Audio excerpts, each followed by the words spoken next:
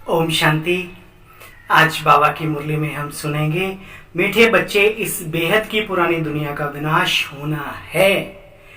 नई दुनिया स्थापन हो रही, इसलिए नई दुनिया में चलने के लिए बच्चे पवित्र बनो। पवित्र मन, वचन और कर्म तीनों से। प्रश्न, परमात्मा के बारे में तुम बच्चे कौन सी वंडरफुल बात जानते हो जो मनुष्यों की समझ से बाहर है? हमारी किस्मत में ये बात। उत्तर, तुम कहते हो आत्मा ज्योति बिंदु है, वैसे परमात्मा भी अति सूक्ष्म ज्योति बिंदु है। ये वंडरफुल बातें मनुष्यों की समझ से बाहर हैं। कई बच्चे भी इसमें मूझ जाते हैं। बाबा के रतन भी बाबा कहते हैं, बच्चे कभी भी मूझो मत। अगर छोटे रूप में याद नहीं रहता तो बड़े रूप को याद कर लो। बाबा ने आज क्लियर छुट्टी दे दी। बहुत हजारों सूर्यों से तेजों में देख लो, उसको करो याद। है निराकार, हमारे आपके जैसे नहीं है। वैसे तो सत्य यही है कि चींटी का पापा चींटी जैसा ही होता है, ठीक है। मक्खी का पापा भी, बकरी का, हाथी का भी। तो भाई आत्मा का जो पिता है वो भी आत्मा के जैसा ही तो होगा। आत्मा अगर बहुत सूक्ष्म है तो शिव बाबा निराकार, वो बाबा भी सूक्ष्म है। सूक्ष्म का मतलब ये थोड़ी कि वो पावरफुल नहीं। जो चीज जितनी सूक्ष्म है उतनी ही पावरफुल है। आज की विज्ञान हमें क्लियर करके बताती। फिर भी बाबा ने फ्री किया, चलो जैसे भी याद करो, बड़े रूप को याद कर लो, परंतु याद बाबा को जरूर करना है, ठीक है। रात के राही थक मत जाना, सुबह की मंजिल दूर नहीं, दूर नहीं, दूर नहीं। अब सतयुगी दुनिया भी दूर नहीं, हमारी सफलता भी दूर नहीं, मनुष्य से देवत्व पद पाना भी दूर नहीं, दूर नहीं, दूर नहीं। ओम शांति। रूहानी बच्चों को रूहानी बाप बैठकर समझाते, बच्चे बच्चों को आत्म अभिमानी होकर के बैठना है। ऐसा और कोई जगह नहीं समझाया जाता है। बच्चे जानते भी हैं अब यह 84 जन्मों का नाटक पूरा हो रहा है, तो कहाँ जाना है 86वें जन्म के। फिर पहले से शुरू होने वाले, इसलिए उसकी तैयारी करो। बाप समझाते, बच्चे तुम अभी कंस्ट्रक्शन कर रहे हो, स्थापना नई दुनिया की, नए समाज की, नए संसार की, नए विश्व की। राइज और फॉल दुनिया का होता है ना, उत्थान और पतन, उदय और अस्त। बाबा कहते हैं परंतु विनाश हो उससे पहले पवित्र जरूर बनना है। विनाश होता है फिर तो बात मत पूछो बच्चे, हाहाकार हो जाएगा। मौत सामने खड़ा होगा, मौत बहुत कड़ा है, तुम बच्चे देख नहीं सकेंगे। उस समय पर पुरुषार्थ क्या करेंगे भाई?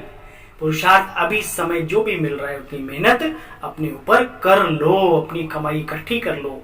हाहाकार दुनिया में जहां मच जाता है वहां जान बचाने के लिए मनुष्य क्या क्या करने लगता है। उस समय पे वो बैठ के राज्यों की तपस्या करेगा, पुण्य कर्मों का बल इकट्ठा करेगा। वो करेगा वही जिसके संस्कार पीछे से पड़े होंगे, ये भी ध्यान रखना। तो बाबा कहते हैं कि बच्चों के अंदर बहुत क्लियर होना चाहिए नॉलेज जो है बाबा की, जो भी दी हुई है, जो भी बाबा ने बताई उसको पढ़ो, सीखो, समझो। नहीं समझ पाते तो बड़ों से पूछ लो।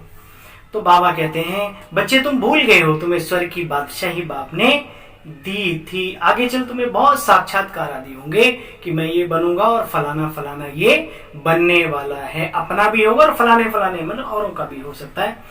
तो अब बाप कहते हैं, बच्चे महारथी बनो, परंतु माया अपनी तरफ खींचती है, प्रभु अपनी तरफ खींचते हैं। बाबा कहते हैं एक नाटक भी है ऐसा बना हुआ है दुनिया में।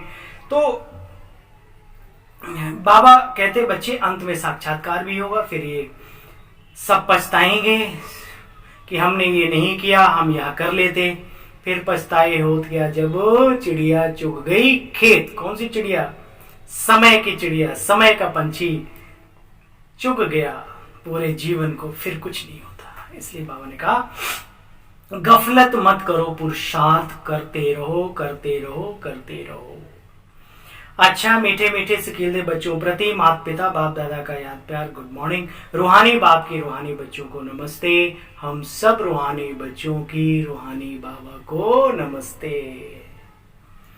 अच्छा, पूरी मुरली की मुख्य पॉइंट्स तो सुनिए, वही आज इसमें हेडलाइन में भी है। तो बाबा ने कहा अपनी अवस्था को महावीर बनकर के अचल अडोल जमाना है। उसके लिए बिंदु वन बिंदु बाप को याद करो। फिर बाबा ने पीछे बोला था अच्छा बड़े रूप में ही याद कर लो। अपने मन को, बुद्धि को स्थिर करना है, बल तभी पैदा होगा। वरदान, सर्व आत्माओं के प्रति स्नेह और शुभ चिंतक की भावना रखने वाले देही अभिमानी भाव। कोई कैसा भी हो, शुभ चिंतक अवश्य बनो कि किसी का बुरा ना हो, कैसे भी बुरा ना हो। बाकी ड्रामा पार्ट वो अलग बात है।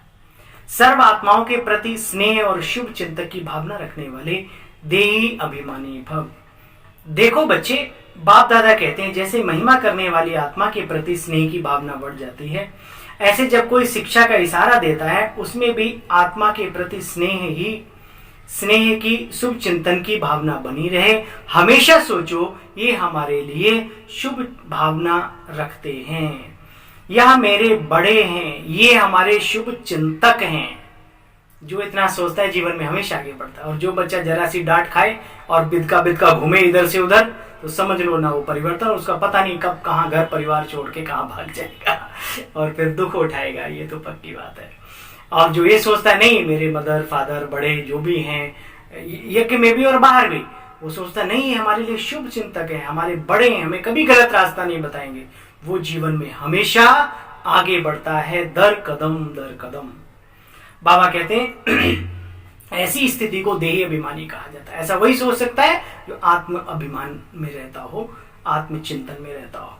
अगर देही अभिमानी नहीं होते तो फिर अभिमान आ जाता है। अभिमान वाला कभी अपना अपमान सहन नहीं कर सकता।